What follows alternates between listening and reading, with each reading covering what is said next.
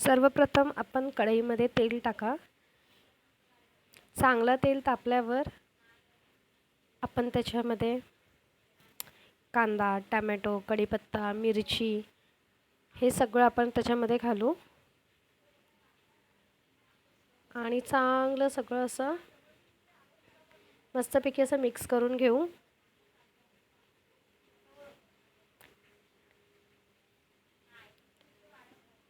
छान अगदी असं टोमॅटो गळून गेलं की मग आपण बाकीचे साहित्य आपण त्याच्यात टाकू. तोपर्यंत छानपैकी सगळं मिक्स करून घेऊ. तोपर्यंत आपण अंडी फोडून घेऊया.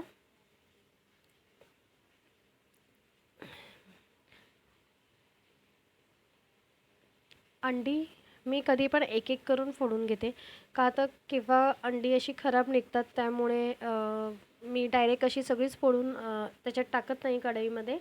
तर पहिला एक एक असं फोडून घेते एका वाटीमध्ये, एका ह्याच्यामध्ये ट्रान्सफर करून नंतर मग ती सगळी अंडी फोडते.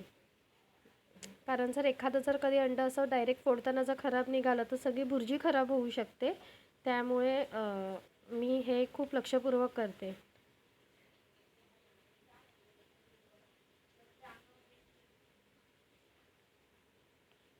चारही अंडी मी फोडून घेतलेत आणि चांगलं टॅमॅटो आणि कांदा असं सगळं असं गळून जायला पाहिजे. म्हणजे ते भुर्जीमध्ये दिसलंच नाही पाहिजे असं. एवढं छानपैकी ते पूर्ण गळून झाकण ठेवून चांगलं 2-3 मिनटं आपण मस्त ते टॅमॅटो नरम होईपर्यंत चांगलं त्याला हे करून घ्यायचं. हलवून घेऊ व्यवस्थित.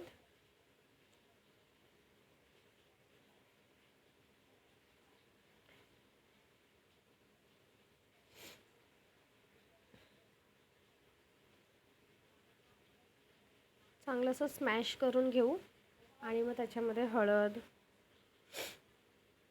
घालू.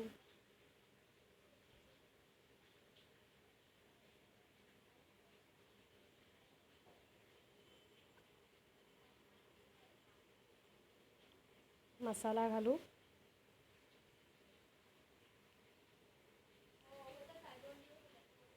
आणि मग व्यवस्थित असं हलवून घेऊ. आपण सगळं मिश्रण एकत्र करू.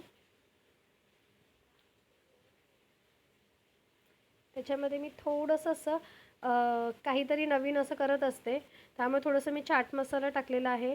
थोडंसं काश्मीरी लाल मिरची कलर येण्यासाठी थोडंसं टाकलं आहे. आणि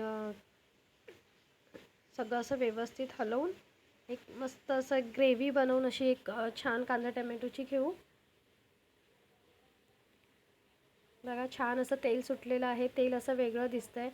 मी ह्याच्यातच मीठ घालून घेते आणि तेही छानपैकी आपण असं मिक्स करून घेऊ. आणि मग आपण ते अंडी जी फोडून ठेवलेली आहेत ती आपण सगळी अशी अंडी त्याच्यामध्ये घालून घेऊ. मी 4 अंड्यांची भुर्जी करते. मस्तपैकी असं सगळं मिक्स करून एकदम घेऊ आपण.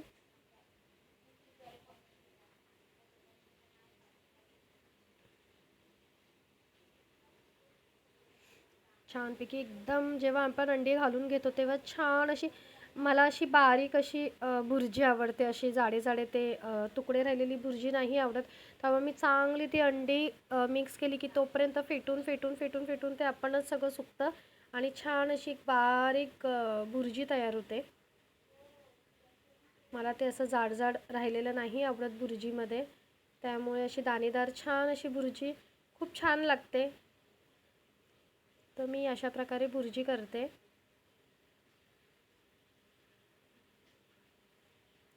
छान असं थोड्या वेळ आपण चांगल्यापैकी हलवून घेऊ. बारीक कोथिंबीर भरपूर अशी कापू.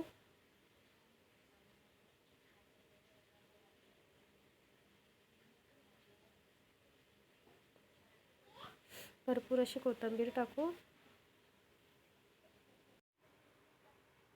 छान अशी हलवून घेऊ. भरपूर अशी कोथिंबीर घालून घेऊ त्याच्यात. कारण माझ्या मिस्टरांना कोथिंबीर भरपूर अशी आवडते.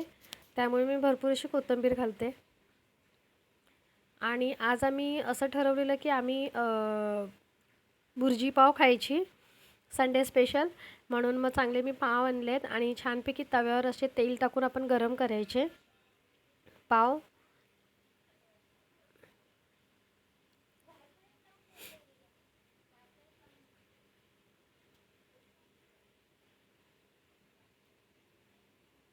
छान असे पाव मी तव्यावर ठेवले आहेत आणि छान असे गरम करून घेणार पाव, थोडे ब्राउनिश असे. आणि मग हे बघा, छान असे ब्राऊन झालेले आहेत पाव आणि माझी पाव आणि भुर्जी तयार झालेली आहे. बघा कशी वाटते तुम्हाला. तुम्हीही ट्राय करा आणि मला कमेंट आणि शेअर आणि सबस्क्राईब करायला विसरू नका. चला बाय, टेक केअर.